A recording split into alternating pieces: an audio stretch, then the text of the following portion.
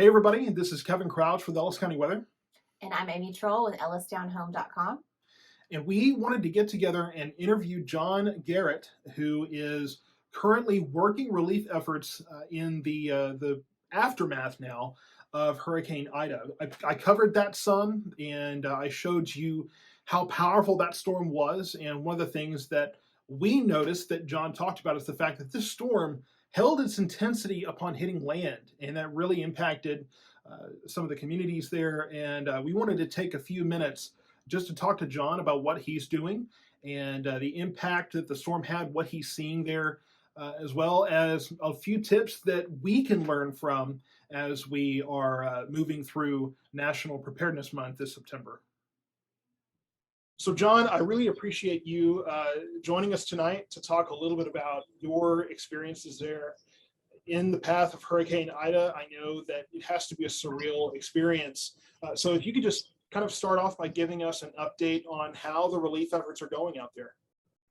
Sure. I think, a lot of progress has been made. We stayed in Gulfport as Ida came ashore.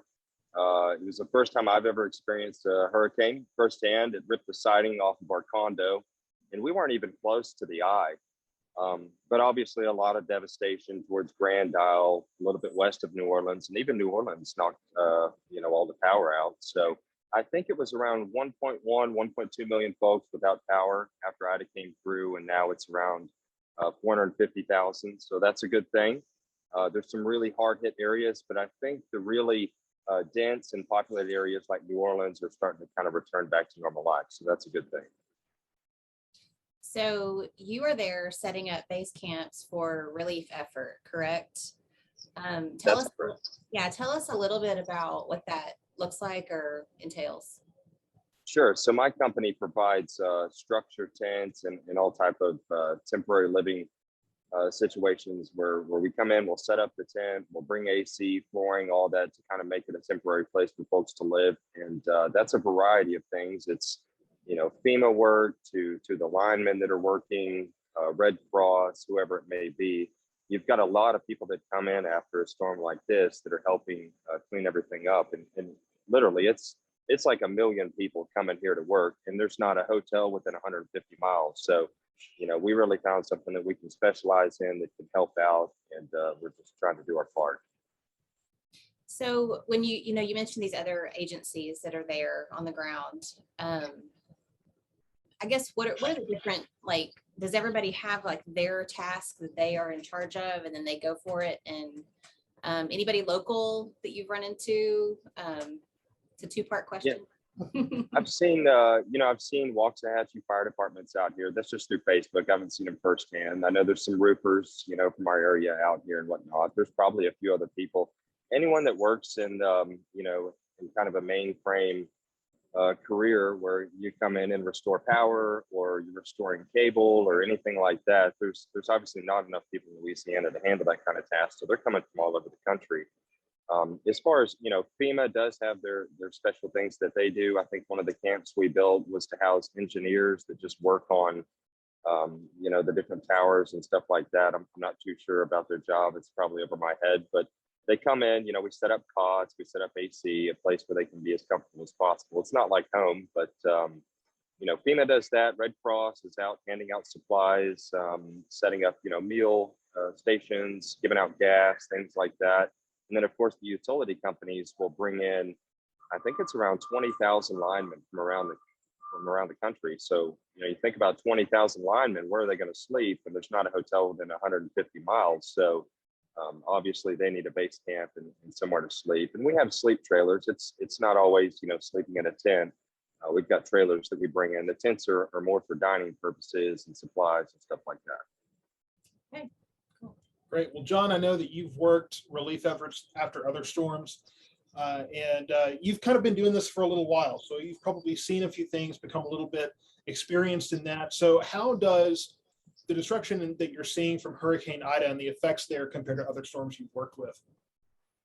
I would say Ida is probably the most powerful storm I've ever seen as far as, wind speed, trees. It's unbelievable the amount of trees that are just snapped or broken off at the root. and the force that it takes to do that. It's one thing to see it on the news, but when you see it in person, it's just so unnatural. Every billboard, I would say from Grand Isle all the way up into Mississippi, is just completely down to the bones. It just kind of wiped everything out. But those really hard hit areas, this morning we were in, I think it's Homa, I'm not sure exactly how to pronounce it, but that's right where the eye traveled through. And it's just unbelievable. There's not a roof left on a house. Everyone's without power. Every line is down. It's really something to see. But other storms, let's say like Sally last year hit in Pensacola. I think it was only a category 2, but it hit in such a dense area that it caused a ton of destruction. Thankfully, this one stayed a little bit west of New Orleans, and it hit a less populated area. Those people are still devastated, but it certainly could have been a lot worse. Have you learned anything new with this storm and just, doing this in that place? Anything different? I mean, personally, I've become a little bit more of a weather nut. I study the hurricanes now, and I'm not quite up to Kevin's knowledge, but I enjoy weather now. I like how things work, and it's just when you see it, it makes you really respect that there's something out there that's a lot bigger than you that you can't control, and it has a lot of power. And yeah, it's just kind of appreciation on a personal level for the power of weather. Yeah, I can definitely speak to that. And when I've surveyed tornado damage in this area, it really does drive home what it is that I'm looking at on a radar, because I'm not out there with storm chasers looking at the tornado or anything, but to see the path of what's behind it, it makes it a different kind of real than you expect it to.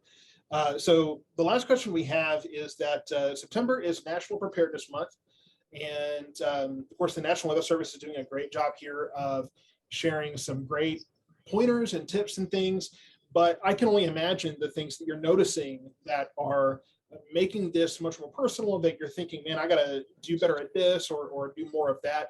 So are there any tips that you would give folks here in Ellis County? Obviously, we're not really in hurricane territory so much, but we do get damage from storms. So are there any tips that you would give anyone here in Ellis County to keep them safer and more prepared during severe weather? Yeah, I think, we learned a lot from that ice storm last year. The hurricanes have normally turned into a tropical depression by the time they get to us, but something really handy to have is just extra fuel. A generator, I know generators are expensive, but even if you can afford a small one, I know my family really, we stayed alive on the generator, it seemed like, or at least kept the kids some kind of electronics so we didn't all go crazy in a room. But the generator's a really handy thing. Obviously, people, and I've noticed out here, really make a mad dash for the fuel and the water and the supplies the day before the storm. So if you see something coming and you have the means, you might as well go out there and go ahead and get prepared, get a flashlight, get some water, get some food, some things that, you don't have to rely on electricity for, and just get out ahead of it. It doesn't hurt. I remember I made fun of my wife back when COVID started because she bought all this toilet paper.